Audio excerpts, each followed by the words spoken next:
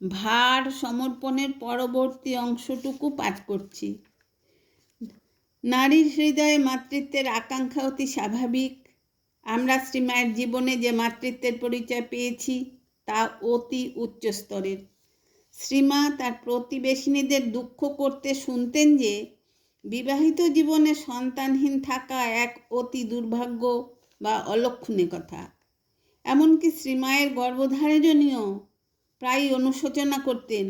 এমন পাগল জামাইয়ের সঙ্গে আমার সারদার বিয়ে দিলুম, আহা, ঘর সংসারও করলে না, ছেলে পেলেও হলো না, মা বলাও শুনলে না। একদিন ঠাকুর একথা শুনে বললেন, শাশুড়ি ঠাকুরুন, সেজন্য আপনি দুঃখ করবেন না। আপনার মেয়ের এত ছেলে মেয়ে হবে, শেষে দেখবেন মা ডাকের জ্বালায় আবার অস্থির হয়ে উঠবে। লোকের কথা শুনতে শুনতে মায়ের মন কিভাবে সন্তান লাভের ইচ্ছে হলো তা তিনি স্বয়ং বলেছেন। মেয়েদের কাছে কামারপুকুরে আর এখানেও খালি শুনতুম, ছেলের মা না হলে কোনো কাজই সেই মেয়ে মানুষ করতে পারে না, বাঝা কোনো শুভ কাজে এও হতে পারে না। আমি তখন ছেলে মানুষ ছিলুম। ওইসব কথা শুনতে শুনতে আমার মনে দুঃখ হতো। তাই তো একটা ছেলেও আমার হবে না। দক্ষিণেশ্বরে গিয়ে এই কথাটা একবার মনে পড়ে। যেদিন মনে হওয়া, কাউকে কিছু বলিনি। ঠাকুর আপনা হতে বললেন, তোমার ভাবনা কিসের? তোমার এমন সব রত্ন ছেলে দিয়ে যাব, মাথা কেটে তপস্বী করেও মানুষ পায় না। পরে দেখবে এত ছেলে তোমায় মা বলে ডাকবে, তোমার সামলানো ভার হয়ে উঠবে। ঠাকুরের দেহত্যাগের পূর্বে শ্রীমা মা ডাকের আস্বাদ কিছু কিছু পেয়েছিলেন, কিন্তু তার সন্তান কামনা তাতে তৃপ্ত হয়নি। পরে শ্রীমা বলেছেন, যখন ঠাকুর চলে গেলেন একা একা বসে বসে ভাবতুম, তখন কামারপুকুরে রয়েছি, ছেলে নেই, কিছু নেই, কি হবে? একদিন ঠাকুর দেখা দিয়ে বললেন, ভাবছো কেন?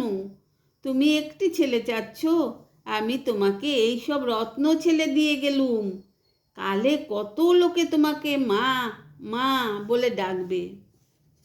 দক্ষিণেশ্বরে এক পাগলি ঠাকুরের নিকট যাতায়াত করত। প্রথমে সকলে তাকে অপ্রকৃতিস্থ বলেই মা জানতেন এবং শ্রী রামকৃষ্ণ সহ সকলেই অতি সহানুভূতির সঙ্গে কথাবার্তা বলতেন। পরে প্রকাশ পায় সে মধুর ভাবের সাধিকা। এদিকে শ্রীরামকৃষ্ণ শ্রী শ্রী জগদম্বার প্রতি মাতৃভাবাপন্ন। পাগলি কোনো কিছু না ভেবেই যেদিন তার অন্তরের কথা ঠাকুরকে খুলে বলল, সেদিন এই কথার আঘাতে শ্রীরামকৃষ্ণের মন বিদ্রোহী হয়ে উঠল। তিনি তখন খুব ক্ষেপে গিয়ে গ্রাম্য ভাষায় তার খুব নিন্দা করতে লাগলেন। শ্রীমা নহবত থেকে সবই শুনেছিলেন। শ্রীমা লজ্জায় গোলাপ মাকে বললেন, দেখো দেখি, সে যদি অবিবেচনার কথা বলেই থাকে তো আমার কাছে পাঠিয়ে দিলেই তো হয়, এভাবে গালাগালি করা কেন?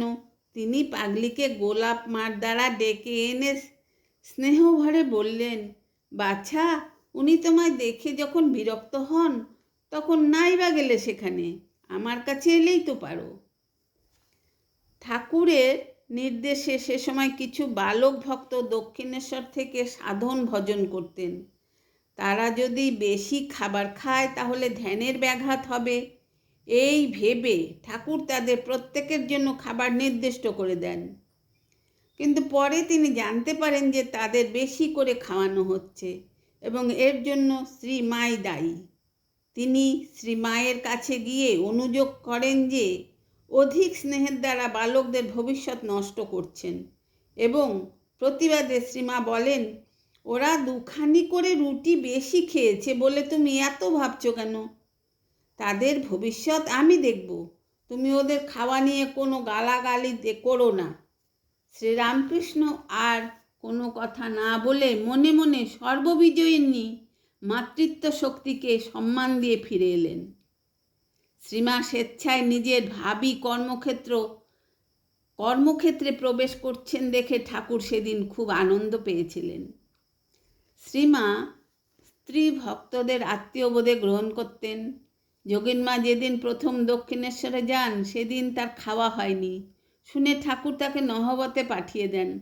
শ্রীমাও অমনি ভাত লুচি তরকারি দিয়ে তাকে যত্ন করে খাওয়ান। যোগিনমার সঙ্গে শ্রীমায়ের ঘনিষ্ঠতা খুব গভীর হয়েছিল। শ্রীমা যখন রামলাল দাদার বিয়েতে দেশে যান তখন যোগিনমা নহবতে ফিরে খুব কেঁদেছিলেন। যোগিনমার উপর শ্রীমায়ের খুব বিশ্বাস ও ভালোবাসা ছিল। যোগিনমা তার চুল বেঁধে দিলে শ্রীমা 3-4 দিন চুল খুলতেন না। যোগিনমা একদিন দেখলেন শ্রীমা কতগুলি পান শুধু চুন সুপুরি দিয়ে বানালেন এবং কতগুলি ভালো করে বানালেন। তিনি জিজ্ঞাসা করলেন, এগুলিতে মশলা এলাচ দিলে না? ওগুলি কার আর এইগুলি বা কার? মা উত্তর দিলেন, যোগেন, ভালোগুলি ভক্তদের, ওদের আমাকে আদর যত্ন করে আপনার করে নিতে হবে, আর অন্যগুলি ওর অর্থাৎ ঠাকুরের জন্য, উনি তো আপনারা আছেনই। তখন ভক্তরা আসতো আর ভজন কীর্তন লেগেই থাকতো। তাই ভক্তজননী শ্রীমায়ের মা, যিনি শ্রীরামকৃষ্ণের সন্তুষ্টির জন্য নিজ জীবন উৎসর্গ করেছেন, তার অবসর নেই। দিন রাত রান্না চলছে, কিন্তু এত কাজের মধ্যেও মার মন সবসময় ঠাকুরের শ্রীচরণেই পড়ে থাকত। তার এই অলৌকিক মনসংযোগের ফলে তিনি ঠাকুর মুখ খুলে কিছু বলবার পূর্বেই যেন সমস্ত শুনতে পেতেন এবং সেই মতো ব্যবস্থা রাখতেন। নরেন আসতেই ঠাকুরকে বলতে শোনা যেত, তুই আজ এখানে থাকবি। অমনি মা ছোলার ডাল বসিয়ে ময়দা ঠাসতে বসে যেতেন, কারণ নরেন মোটা মোটা রুটি ও ছোলার ডাল ভালো পছন্দ করে। মহিলা ভক্তরা সন্ধ্যার দিকে আসলে মা নহবতের সব পরিষ্কার করে সকলে শোয়ার ব্যবস্থা করে রাখতেন। এইভাবে একদিকে ঠাকুরের যুগ ধর্ম প্রচার উপযোগী পরিবেশ গঠনের আকাঙ্ক্ষা এবং অন্যদিকে শ্রীমায়ের সন্তান বাৎসল্য দুইয়ে মিলে শ্রীমাকে ভাবী কর্মক্ষেত্রে টেনে এনেছিল। উভয়ের এই সম্মিলিত চেষ্টার ফলে এই সময় শ্রীমায়ের অন্তরঙ্গ মনোনয়ন হয়ে গিয়েছিল। শ্রীমায়ের ভাবী সহচরী যোগিনমা ও গোলাপ মা ছিলেন এই মাতৃলীলার জয়া ও বিজয়া। ঠাকুর যখন চিকিৎসার জন্য দক্ষিণেশ্বর থেকে শ্যামাপুকুরে গেছেন, তখন সেবায় বঞ্চিতা শ্রীমা দুশ্চিন্তায় দিন কাটাচ্ছিলেন। এমন সময় গোলাপ মা একদিন কথায় কথায় যোগিনমাকে বললেন, দেখো যোগেন, ঠাকুর বোধহয় মার উপর রাগ করে কলকাতা চলে গেছেন। যোগেনমার মুখে এই কথা শুনে শ্রীমা গাড়ি করে ঠাকুরের কাছে গিয়ে কেঁদে বললেন, তুমি নাকি আমার উপর রাগ করে চলে এসেছো? ঠাকুর বললেন, না, কে তোমায় এ কথা বলেছে? মা বললেন, গোলাপ বলেছে। ঠাকুর তখন রেগে বললেন, হ্যাঁ, সে এমন কথা বলে তোমায় কাঁদিয়েছে? সে জানে না তুমি কে? গোলাপ কোথায়? আসুক না। মা তখন শান্ত হয়ে দক্ষিণেশ্বরে চলে গেলেন। পরে যখন গোলাপ মা ঠাকুরের নিকট যায়, ঠাকুর তাকে খুব ভৎসনা করে বললেন, তুমি কি কথা বলে ওকে কাঁদিয়েছ? জানো না ও কে? এক্ষুনি গিয়ে তার কাছে ক্ষমা চাওগে। গোলাপ মা পায়ে হেঁটে তখনই দক্ষিণেশ্বরে শ্রীমায়ের কাছে গিয়ে কাঁদতে কাঁদতে বলেন, মা, ঠাকুর আমার উপর ভয়ানক রাগ করেছেন, আমি না বুঝতে পেরে এমন কথা বলে ফেলেছি। মা তখন মুখে কোনো কথা না বলে হেসে, ও গোলাপ বলতে বলতে পিঠে 3টি চাপড় দিতেই গোলাপ মার সব দুঃখ চলে গিয়ে মন শান্ত হয়ে গেল। গোলাপ মা ব্রাহ্মণ ছিলেন। তিনি যখন প্রথম দক্ষিণেশ্বরে আসেন তখন তিনি একমাত্র কন্যা চণ্ডীর শোকে কাতর ছিলেন। ঠাকুর শ্রীমার কাছে নিয়ে গিয়ে বলেছিলেন, ওকে তুমি খুব পেট ভরে খেতে দেবে, অন্ন পেটে পড়লে শোক কমে।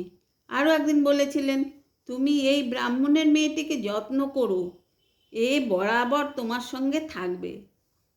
শ্রীমা গোলাপ মাকে সাদরে গ্রহণ করলেন এবং গোলাপ মাও প্রথম থেকেই শ্রীমায়ের সেবায় নিজেকে নিবেদিত করে দেন। ঠাকুর যখন কাশীপুরে ছিলেন তখন যোগিনমার ইচ্ছে হলো বৃন্দাবনে যেতে। সুযোগ বুঝে ঠাকুরকে জানালেন। ঠাকুর উৎসাহ দিয়ে বললেন, তুমি বৃন্দাবন যাবে? বেশ হবে, যাও, সব সেখানে পাবে। ঠাকুর আবার বললেন, ওকে বলেছ? ও কি বলে? মা শুনতে পেয়ে বললেন, যা বলার তুমি তো বললে, আমি আর কি বলবো। তখন ঠাকুর যোগিনমাকে আবার পরামর্শ দিলেন, ওগো বাছা, ওকে রাজি করিয়ে যেও, তোমার সব হবে। পরদিন সকালে যোগিনমা কাশীপুরে গিয়ে ঠাকুরকে প্রণাম করে মাকে প্রণাম করতে গেলেন। শ্রীমাও তখন তার মাথায় কর জপ করে দিলেন। যোগিনমা বৃন্দাবনে গিয়ে যমুনা তীরে বলরাম বাবুদের প্রতিষ্ঠিত দেবালয় কালাবাবুর কুঞ্জে আশ্রয় নিলেন। আজ এখানেই শেষ করছি। সবাই আমার নমস্কার নেবেন। ভালো থাকবেন, সুস্থ থাকবেন।